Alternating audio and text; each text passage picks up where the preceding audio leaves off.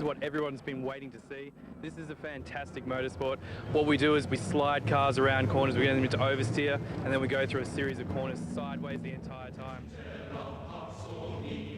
Going sideways at 160, 170 k an hour is great. You know, you're in control of something that's on the point of out of control.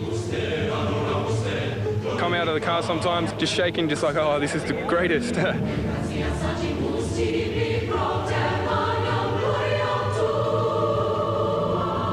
Now, drifting is a totally different form of motorsport, and usually it's the first over the line.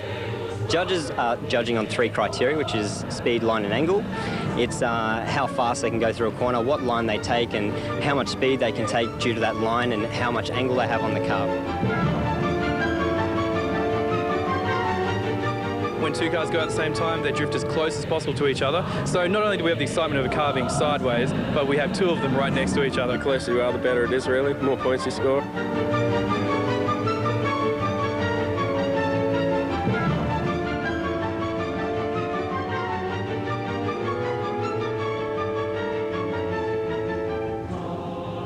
It's actually, I reckon, one of the best feelings in motorsport. I mean, we've raced at Bathurst, we've raced at Adelaide 500, but drifting's just where it's at.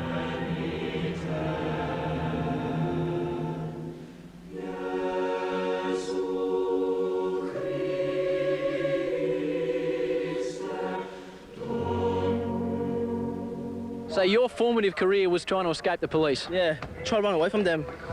Got away a couple of times. Most of the time, actually. I only got caught once. Nowhere to hide now for Jerome Kennedy as we take a look at the top 16 eliminations. This is a bit like a tennis draw, and we'll give you an idea of how they progress through to the finals. These are the contestants. 50 entrants have come down to 16 here at the Toyo Drift Nationals. Combatants, the first ones to go at it, Darren Muse and Christian Pickering, as we welcome Trav Dunstan to the commentary box. How you doing, Rusty? We see on the first corner there, Darren Muse in the green S14 spinning out. That's it for the first lap. In the second lap, Darren Muse is leading now as they come into the first corner there. Christian Pickering right up close. Had to make a small correction there, but as he comes up the second corner, he runs with some nice angle, much better line there. In-car camera showing some nice shots, really close, right up top of the quarter panel, under the Toyo Bridge and through that last corner, and a spin out again. Muse again, yeah. And that judges there will be giving that score to Christian Pickering, and we see 19-1 going through easily for that round. So Christian Pickering advances. We take a look at the next 2, Jared Danaher and Jerome Kennedy. The Nissan 200SX up against another Nissan in the hands of Kennedy, who leads the way, and a real art to this technique of flicking the car and getting it into its drift. That's right, it's called a feint drift. It's when you drift away from the corner on your first entry and then back in. It's a very popular way of doing it and looks awesome to the crowd. Jared Danaher in all sorts of trouble here. That's going to be great from a points perspective. That's right. For Jerome Kennedy. Jerome going through with an 8-2 there. Much better entry to turn 1. And we're looking at the second lap, lots of angle from Jerome. Nice and close as he's coming through that first corner. The Rodsky car running a little bit wide through that second corner, and Jerome backing off a little bit there, just taking it easy. As they come underneath the bridge, they really get on the gas, and Jerome brings up the spacing there. Has to make a small correction, but I'd say he'll be going through to the next round. So hard luck for Jared Danaher as we check the scores, and you're right. 11-9. Kennedy just advancing to the next round. Mark Marchison and Peter McIntyre are the next 2. A 200SX up against the white 180SX. All right, here we see Marchison using the handbrake to enter the first corner. McIntyre falling back a little bit and understeering as Marchison comes through the middle S there. He picks up the pace and gets a nice angle through there underneath the Toyo Bridge. And McIntyre running wide there. He's going to pick up the dirt. Yes, he will. He's going to lose points there from the line judge. And we'll see how he does in his second lap. McIntyre actually drove this car all the way down from Sydney, so his weekend getting busy before he even hit the track here at Calder Park. Round 2. And here we see a much better entry to turn 1 from McIntyre. But and we see Marchison come underneath the bridge, running nice and close.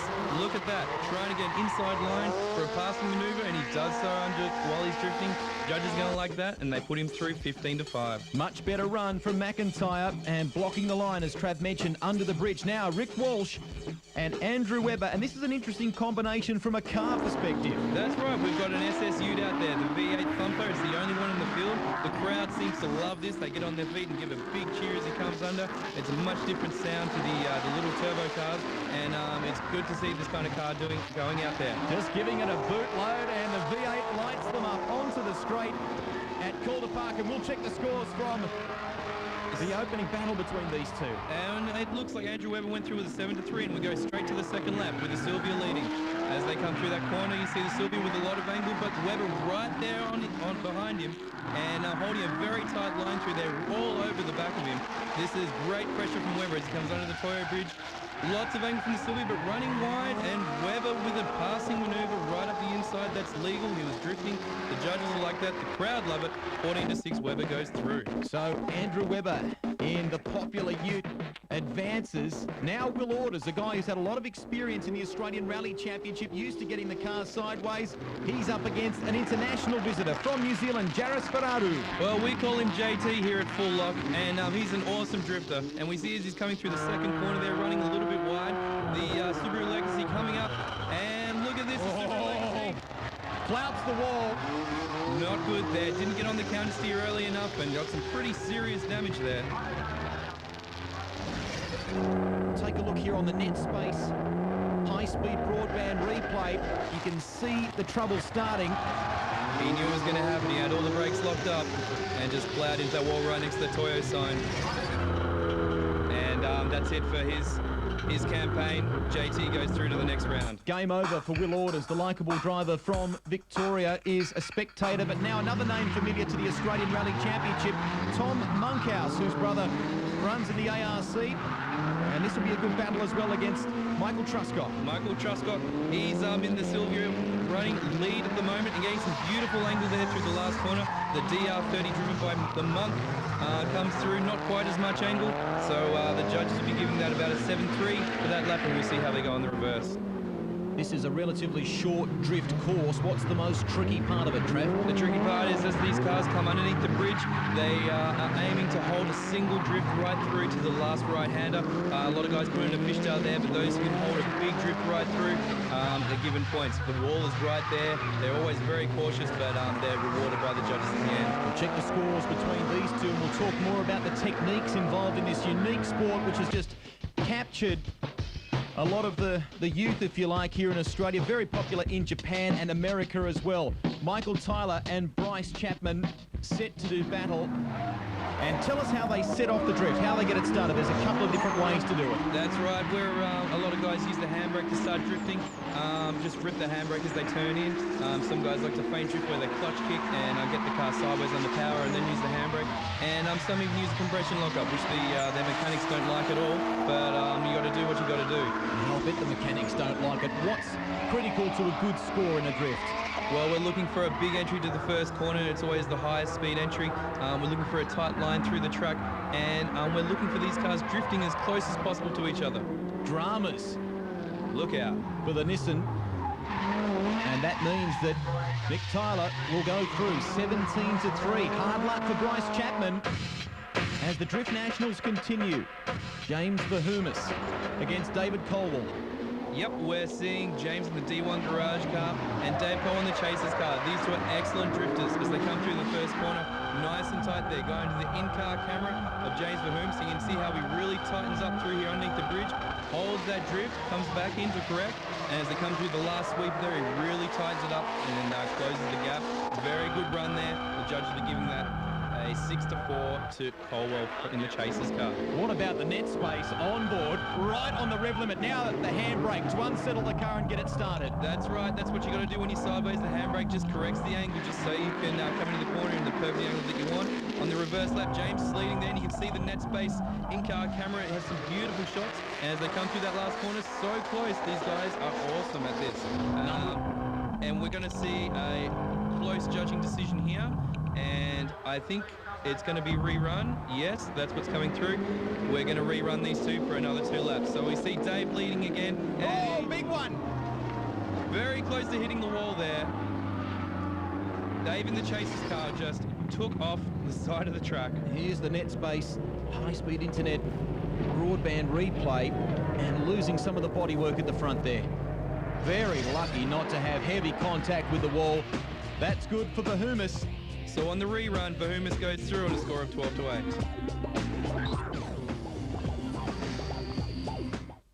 Bring on the Sex Factor. Performing live 7:30 tonight. The Final Four. Vincent. Russell. Kaya. Random. Their fate is in your hands. The X Factor live performance tonight. She's the one you love best. Spoil her with a stunning gift from Zammel's huge Mother's Day catalogue. 20 diamond set earrings, only $99 a pair. Or 3 diamond set initials, just $39. Spoil her this Mother's Day at Zammel's.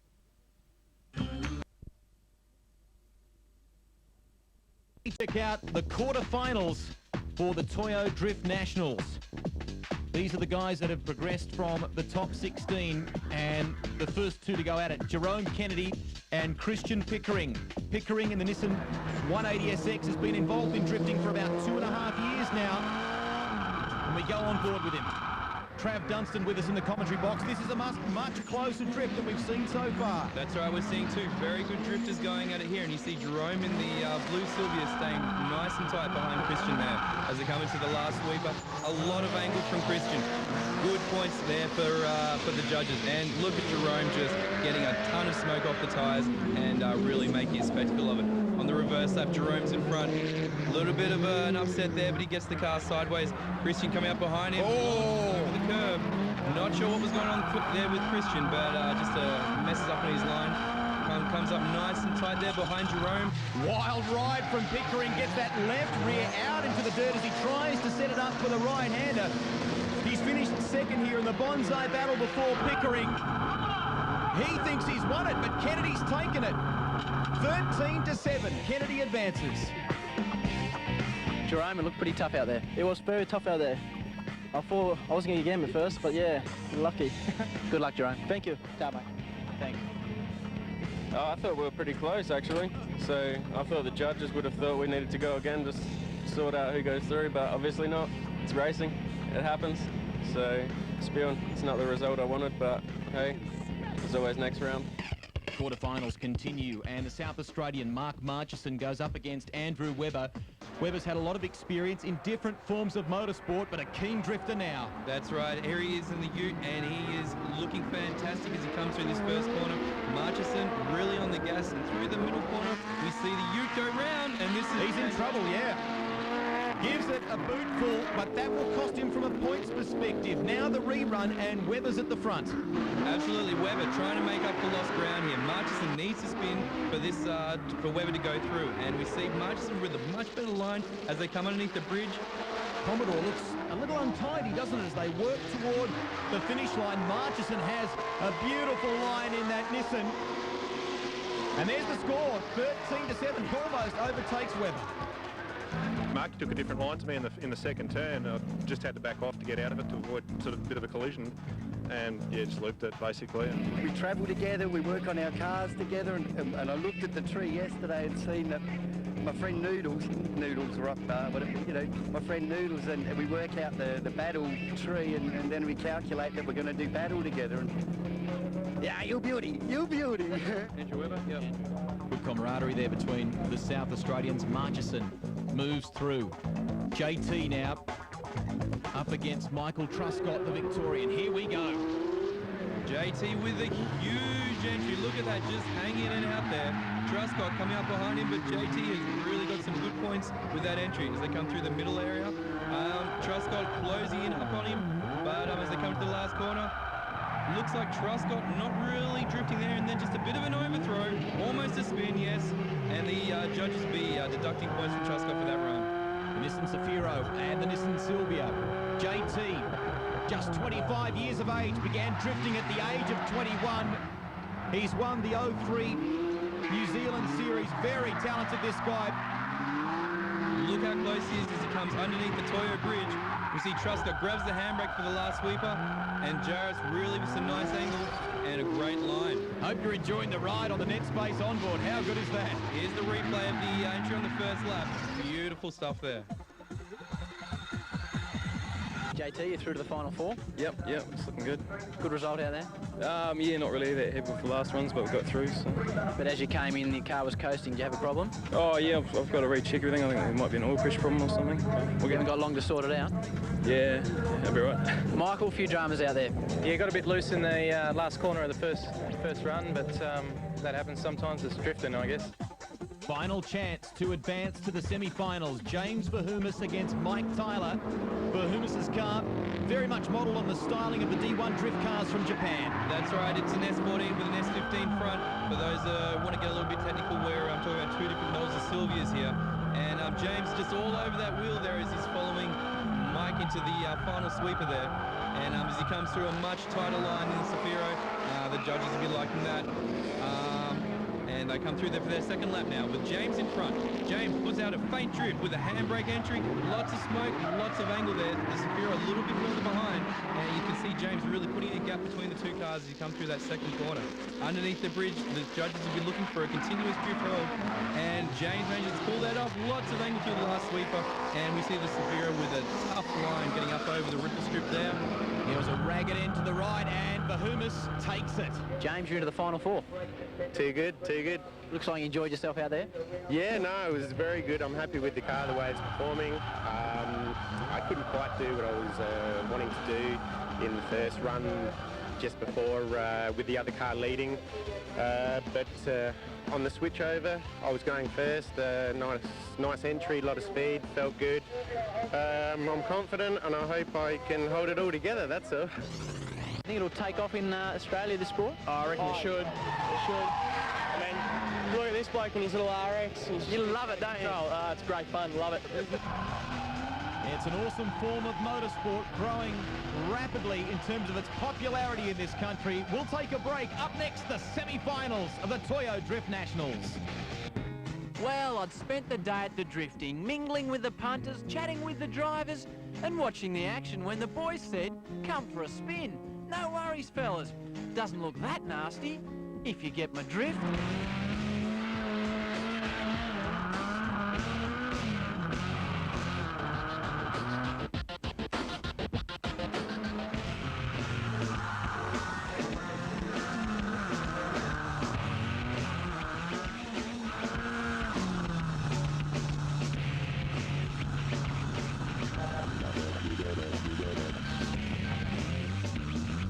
I got to tell you, if you ever get the opportunity to do that, you got to have a crack.